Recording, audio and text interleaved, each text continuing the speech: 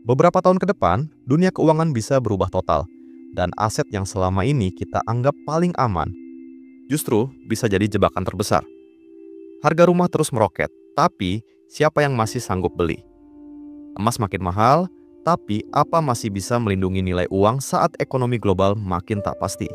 Tahun 2030 mungkin jadi titik balik besar bagi cara kita melihat kekayaan.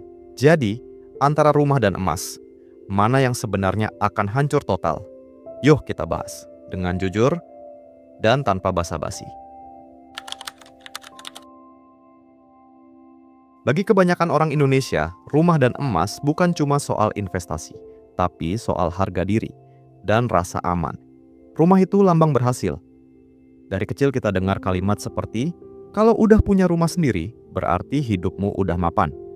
Sementara emas jadi simbol kestabilan, sesuatu yang selalu berharga, bahkan saat keadaan sulit. Orang tua kita menabung bukan di bank, tapi di bentuk kalung, gelang, atau logam mulia. Karena dari dulu, dua hal ini dipercaya tidak akan pernah salah. Dan sampai hari ini, banyak yang masih memegang keyakinan itu. Rumah pasti naik, emas pasti aman. Padahal, dunia di sekitar kita sudah berubah. Tapi cara kita memandang kekayaan masih sama seperti puluhan tahun lalu. Mungkin sekarang saatnya kita tanya ulang. Benarkah rumah dan emas masih seaman dulu? Kenyataannya, harga rumah di Indonesia terus melambung tinggi, jauh lebih cepat dari kenaikan gaji rata-rata pekerja. Di kota besar seperti Jakarta, Bandung, atau Surabaya, satu unit rumah sederhana bisa mencapai 1 miliar rupiah. Sementara, gaji UMR bahkan belum menyentuh 10 juta. Artinya, kalau seseorang menabung seluruh gajinya pun, tanpa makan, tanpa hidup, butuh puluhan tahun hanya untuk menebus satu rumah. Itu pun belum termasuk bunga KPR, pajak, dan biaya perawatan yang terus naik. Banyak generasi muda akhirnya merasa menyerah sebelum berperang. Mereka sadar, punya rumah mungkin bukan lagi tanda sukses, tapi tanda terjerat cicilan panjang. Ironisnya, di saat rumah dianggap aset paling aman, justru banyak orang terjebak dalam tekanan finansial karena berusaha memilikinya. Pertanyaannya, apa artinya punya aset kalau hidup jadi sesak karenanya? Ketika harga rumah terasa mustahil, banyak orang beralih ke emas. Simbol lama yang kembali bersinar di tengah ketidakpastian ekonomi. Emas terasa lebih masuk akal. Bisa dibeli sedikit-sedikit, mudah dijual kapan saja, dan nilainya terlihat stabil. Di tengah inflasi, orang percaya emas bisa jadi pelindung nilai. Apalagi saat krisis, harga emas biasanya naik. Seolah memberi rasa aman psikologis bagi banyak orang. Tapi di balik kilaunya, ada sisi yang jarang dibicarakan. Kenaikan harga emas seringkali sebanding dengan inflasi itu sendiri. Artinya, daya belinya tidak benar-benar meningkat. Belum lagi pajak, biaya penyimpanan, dan risiko keamanan. Banyak yang berpikir sedang berinvestasi, padahal sebenarnya hanya menukar uang ke bentuk lain yang sama-sama pasif. Jadi, apakah emas benar-benar menyelamatkan nilai uang kita, atau hanya memberi rasa aman semu? Pertanyaan ini mulai terasa penting, terutama ketika dunia mulai bergerak ke arah yang lebih digital, dan tak lagi bergantung pada logam berharga. Dulu, ukuran kekayaan itu jelas, punya rumah besar, mobil mewah, dan perhiasan emas. Tapi sekarang, dunia berubah begitu cepat. Kita hidup di masa ketika teknologi bisa menciptakan nilai baru yang bahkan tidak berwujud.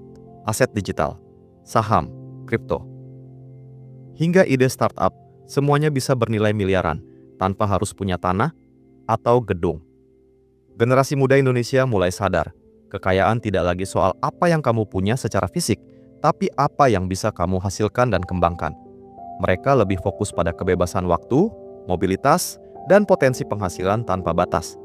Bukan lagi berapa rumah yang kamu punya, tapi seberapa cepat kamu bisa beradaptasi dengan perubahan. Dan inilah tanda zaman baru. Dunia tidak lagi menghargai kepemilikan, tapi kecepatan membaca arah. Anak muda sekarang mulai berpikir beda. Mereka rela tinggal di apartemen sewa, asal bisa bebas kerja dari mana saja. Mereka lebih memilih pengalaman daripada beban cicilan. Daripada punya rumah di pinggiran, tapi setiap hari terjebak macet. Lebih baik hidup fleksibel dengan laptop dan koneksi internet. Bagi generasi ini, kebebasan finansial bukan berarti punya banyak barang, tapi bisa hidup tanpa tekanan utang dan cicilan. Mereka juga lebih tertarik pada investasi yang bisa tumbuh cepat, saham, reksadana, bahkan kripto, karena semua bisa dimulai dari modal kecil. Perubahan ini bikin banyak orang tua geleng-geleng kepala. Tapi faktanya, dunia kerja dan gaya hidup memang sudah berubah. Dan generasi muda sedang membangun makna baru tentang apa itu mapan. Bukan dari sertifikat tanah, tapi dari kebebasan memilih cara hidup. Kini muncul bentuk kekayaan yang bahkan tidak bisa dipegang. Ada yang berinvestasi di saham teknologi, ada yang punya aset kripto, bahkan ada yang beli tanah virtual di dunia metaverse. Kedengarannya aneh, tapi itulah realitas ekonomi baru. Nilai bukan lagi datang dari benda fisik, tapi dari ide, komunitas, dan teknologi yang mendukungnya. Generasi muda melihat peluang di ruang digital yang tak terbatas. Mereka tahu internet bisa menciptakan tanah baru tempat mereka membangun kekayaan.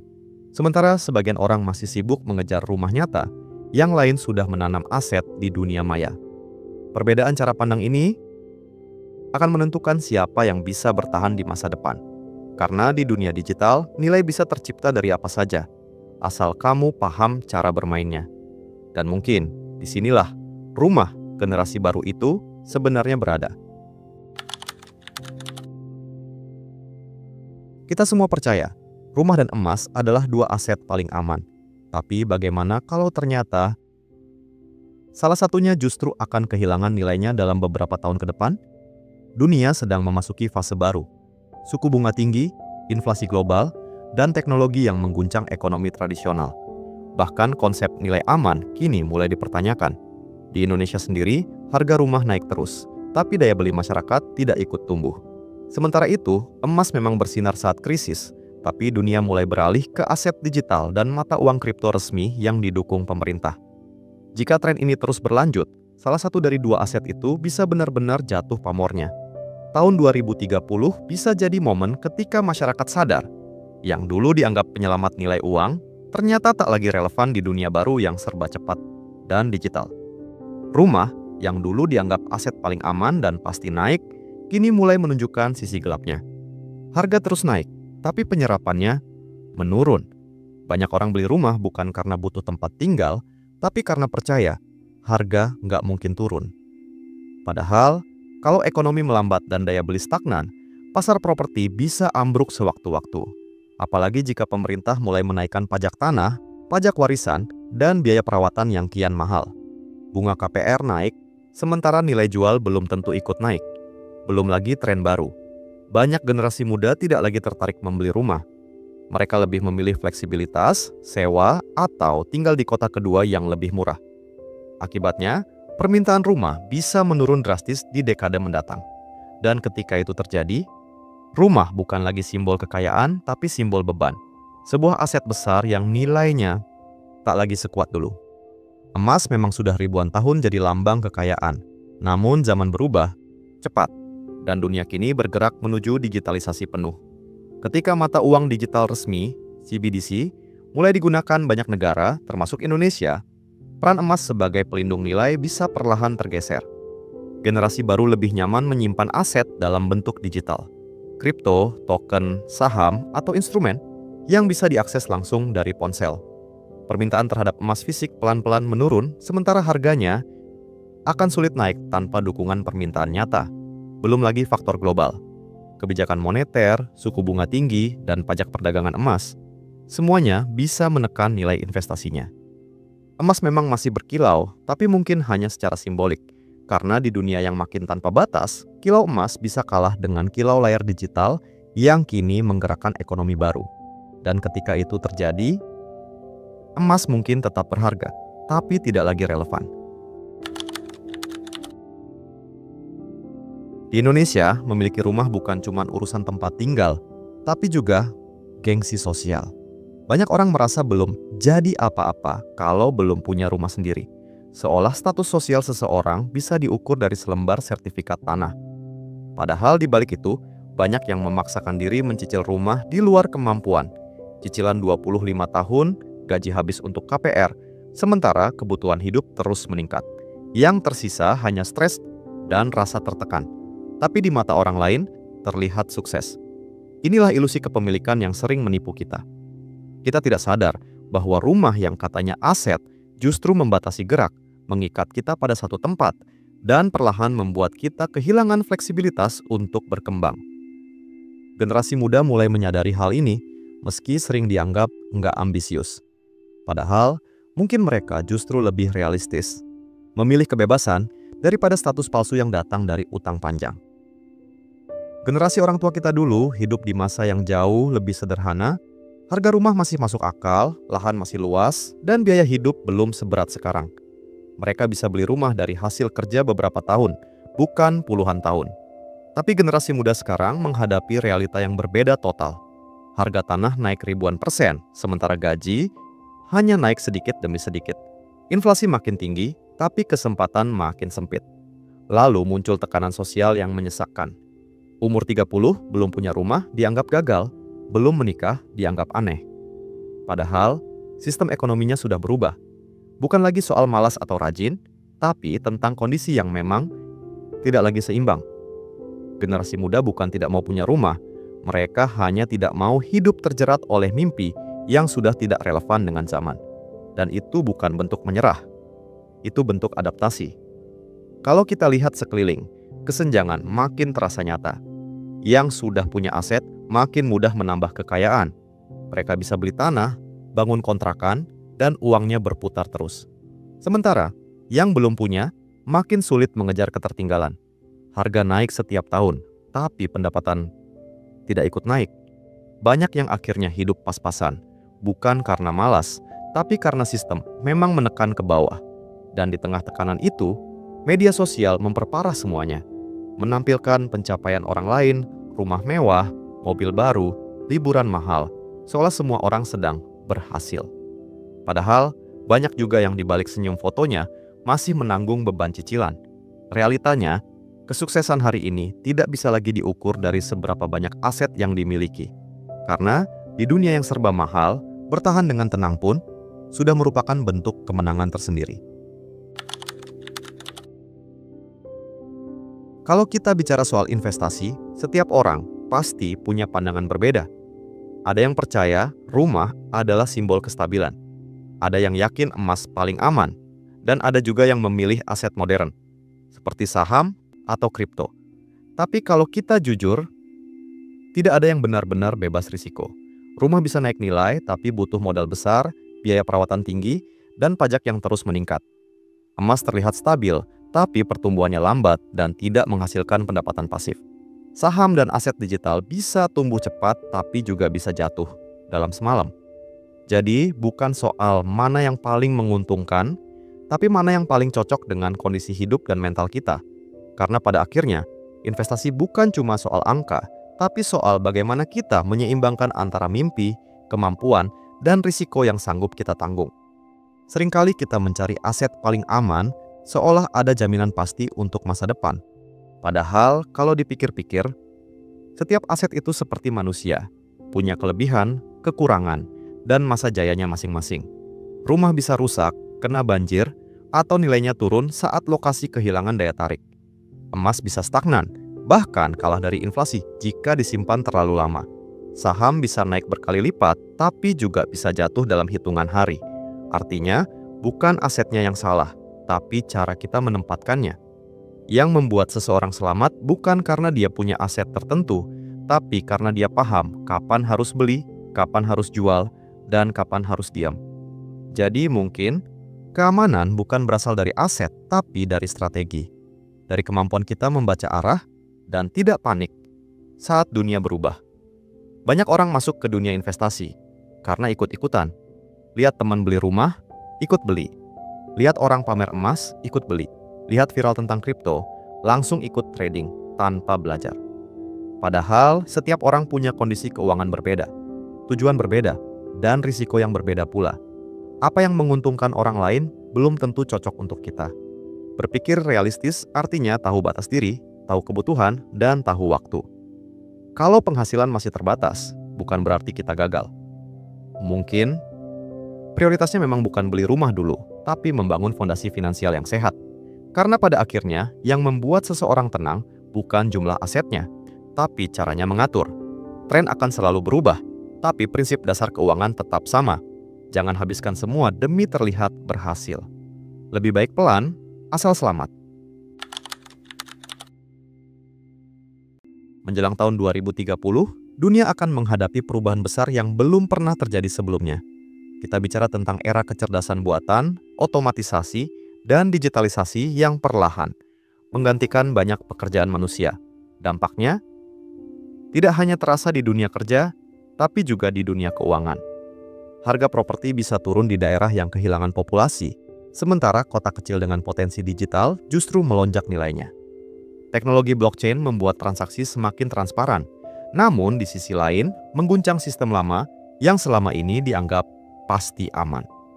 Dalam kondisi seperti ini, rumah dan emas, dua aset yang selama ini jadi simbol kestabilan, akan diuji habis-habisan. Apakah mereka bisa bertahan menghadapi ekonomi baru yang serba digital dan cepat berubah? Atau justru perlahan tergeser oleh bentuk kekayaan baru yang tak lagi bergantung pada fisik, tapi pada data dan inovasi?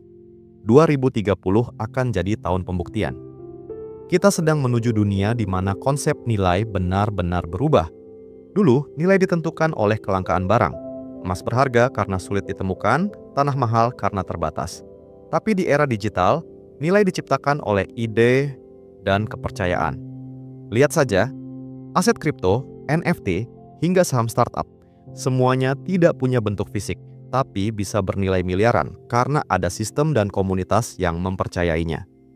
Dalam ekonomi seperti ini, rumah dan emas mungkin masih relevan, tapi tidak lagi menjadi pusat perhatian. Masyarakat akan beralih pada aset yang bisa tumbuh cepat, liquid, dan bisa diakses dari mana saja. Kekayaan bukan lagi soal berapa luas tanahmu, tapi seberapa luas wawasanmu. Dan mereka yang tidak beradaptasi, perlahan akan tertinggal di dunia yang nilainya sudah berubah total. Kita sering berpikir masa depan hanya milik orang yang kaya, padahal sejarah selalu menunjukkan hal sebaliknya. Masa depan dimiliki oleh mereka yang paling cepat beradaptasi. Ketika teknologi berubah, ketika sistem ekonomi bergeser, mereka yang mampu menyesuaikan diri akan selalu menemukan peluang baru. Rumah bisa roboh, emas bisa kehilangan kilau. Tapi pengetahuan dan kemampuan beradaptasi tidak akan pernah usang. Orang yang dulu sibuk mengejar aset fisik bisa kalah dari mereka yang membangun aset digital, relasi, dan keterampilan. Karena di era 2030 nanti, yang paling berharga bukan lagi benda yang kamu miliki, tapi kemampuanmu membaca arah dunia. Mereka yang berani berubah akan bertahan, dan mereka yang tetap bergantung pada cara lama akan perlahan tertinggal di belakang, tanpa sadar bahwa dunia sudah melangkah jauh ke depan. Kita sering sibuk mencari investasi terbaik, padahal mungkin pertanyaannya bukan di situ. Masalahnya bukan emas atau rumah, tapi cara kita berpikir tentang uang dan masa depan. Karena faktanya, tidak ada aset yang bisa menjamin hidupmu aman kalau kamu tidak tahu bagaimana cara mengelolanya. Banyak orang membeli aset tanpa rencana, hanya karena takut ketinggalan atau ingin terlihat sukses. Padahal, investasi sejati dimulai dari pemahaman, bukan ikut-ikutan. Kalau kamu tidak tahu kenapa membeli sesuatu, maka kamu sedang berjudi, bukan berinvestasi. Mengubah cara pandang berarti berhenti fokus pada apa yang orang lain punya dan mulai fokus pada apa yang benar-benar kamu butuh. Karena di masa depan, yang bertahan bukan yang punya paling banyak, tapi yang paling paham apa yang dia lakukan. Kita hidup di zaman di mana semua orang ingin cepat kaya. Scroll media sosial, yang muncul bukan edukasi finansial, tapi gaya hidup glamor. Orang pamer rumah, emas, mobil, bahkan saldo tabungan. Akhirnya, banyak yang terburu-buru ikut tren investasi tanpa benar-benar memahami risikonya. Padahal sebelum belajar mengelola uang, kita perlu belajar mengelola diri. Apakah kita menabung karena sadar atau karena takut tertinggal? Apakah kita berinvestasi karena paham atau karena ingin terlihat keren? Pertanyaan-pertanyaan itu penting karena yang sering bikin gagal bukan sistem, tapi ego kita sendiri. Dunia memang tidak bisa kita kendalikan, tapi sikap dan keputusan kita bisa. Dan di tengah perubahan besar menjelang 2030, kemampuan untuk tetap tenang dan jernih berpikir akan jauh lebih berharga daripada sekadar punya banyak aset. Banyak orang bekerja keras siang malam demi satu hal: aman, secara finansial. Tapi anehnya, semakin banyak uang yang dikumpulkan, justru semakin besar rasa takut kehilangannya. Ketenangan finansial ternyata tidak datang dari jumlah aset, tapi dari cara kita mengelola risiko dan ketidakpastian. Seseorang dengan gaji biasa bisa hidup damai karena tahu prioritasnya. Sementara orang bergaji besar bisa stres karena selalu merasa kurang. Artinya, uang hanyalah alat, bukan jawaban. Yang membuat kita benar-benar tenang adalah mentalitas. Tahu kapan cukup, tahu kapan harus berani, dan tahu kapan harus berhenti. Jadi, bukan rumah atau emas yang menentukan masa depanmu, tapi caramu berpikir dan bereaksi terhadap perubahan. Karena pada akhirnya, kekayaan sejati bukan tentang memiliki lebih banyak, tapi tentang merasa cukup dan tetap berani melangkah ke depan. Jadi, rumah atau emas? Mungkin jawabannya bukan di antara keduanya. Karena pada akhirnya, yang menentukan masa depan bukan jenis aset yang kamu pegang, tapi cara kamu melihat dan memaknainya. Kita hidup di masa ketika segalanya bisa berubah dalam sekejap, nilai uang, harga properti, bahkan sistem ekonomi dunia. Aset yang hari ini kamu anggap paling aman, bisa saja jadi beban besok. Tapi satu hal yang tidak akan pernah kehilangan nilainya adalah pengetahuan, mentalitas, dan kemampuan untuk beradaptasi. Itulah aset sejati, yang tak bisa dibeli, tak bisa dicuri, dan tak bisa hancur oleh waktu. Sebelum 2030 tiba, mungkin kita perlu berhenti sejenak. Bukan untuk menyesali masa lalu, tapi untuk menyiapkan cara berpikir baru. Karena dunia sedang berubah cepat, dan yang bertahan bukan yang punya paling banyak, tapi yang paling siap berubah. Sekarang pertanyaannya, apakah kamu sudah siap menghadapi masa depan itu? Kalau kamu merasa video ini membuka sudut pandang baru soal investasi dan masa depan keuangan, dukung channel ini dengan cara paling sederhana, klik tombol like, subscribe, dan nyalakan loncengnya. Biar kamu nggak ketinggalan pembahasan jujur dan realistis tentang cara bertahan di dunia yang terus berubah. Dan tulis pendapatmu di kolom komentar. Menurut kamu, rumah atau emas? Mana yang bakal hancur duluan sebelum 2030?